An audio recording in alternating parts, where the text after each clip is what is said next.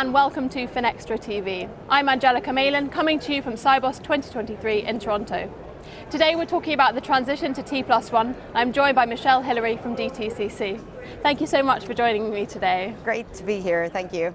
So there's been a lot of discussion around the pain points of this transition, but what about some of the benefits? I think the benefits really can be categorized in a couple of different ways. Certainly there is the opportunity to take some cost out of the industry, and then additionally there's the opportunity to bring operational efficiency into the industry. So if we look at this, firms have the chance to invest in their systems, they have the chance to bring automation to the systems. All of that should take some cost out. At the same time, we know that time equals risk, and so by shortening the settlement cycle by 1 day, we're taking risk out of the system. The coverage for that risk period then shortens, and so the cost of things like clearing fund on the sell side can be reduced.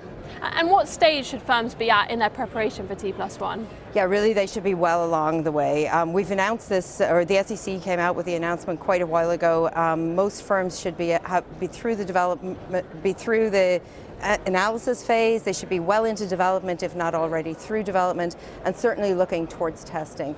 The date of May 28th is coming quite quickly. It is really just around the corner, and so firms just should be far along on this. And how will T+1 affect firms trading US equities not based in the US? Yeah, so there is this perception out there that maybe this is only relevant to US entities, and that's really not true. To your point, this does affect firms that are outside of the US, but trading and settling in US securities. So really, I think firms need to look at their systems and operations and be prepared and ready to come in to the shortened, more condensed timeframes. We know that the affirmation process for inclusion in the night cycle is moving up to 9 p.m. Eastern time. This is a big shift. It's a big bringing in from 11:30 on T+1. So firms need to be able to automate to that and really be prepared to come in for that affirmation process on time. So that's going to require an examination of workflows.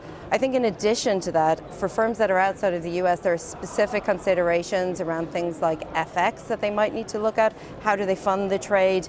How do they position the securities for availability for settlement? So there's a lot of work to do for firms outside of the US. Yeah, it sounds like there's lots of things to consider there. And can you discuss the role of unique transaction identifiers and how they can help to improve post-trade efficiency?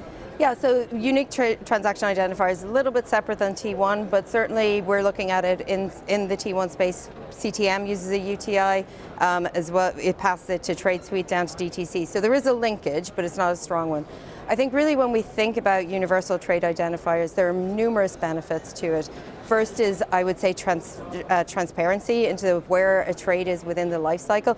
If everybody is talking the same identifier, the custodian, the broker, the investment manager, if everybody's got that unique same way of referencing a trade, just is way easier to identify where it is in the trade life cycle, what needs to be done to it, and how do we get there. So what that then leads itself to is an efficiency play in terms of exception management. So if you know what you're talking about, you can figure out the exception and deal with the exception quicker. In turn, that should lead, hopefully, to a reduction in fails, because everybody can prep everything to be ready on time. Put all those three together and you end up with cost benefit, in theory, towards the adoption of the unique transaction identifier.